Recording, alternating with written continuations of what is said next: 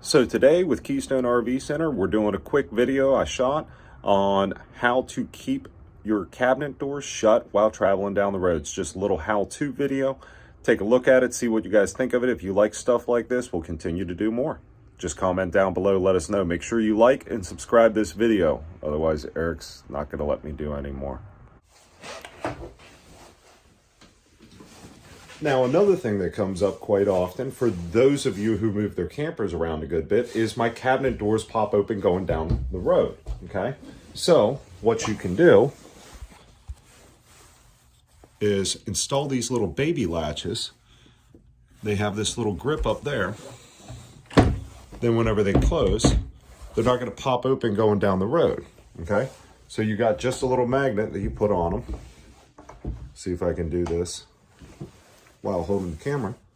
Then when you get to your campsite, got a little lever you flip, and then you can keep them closed all the time. So that might be something for a cheap, easy fix for you guys that have doors that pop open going down the road to help try to keep them latched a little bit. We use them throughout our camper on different things. Yes, there is going to be some changes, some lovely 90s mirror decor. Yeah, we're gonna get that out of here.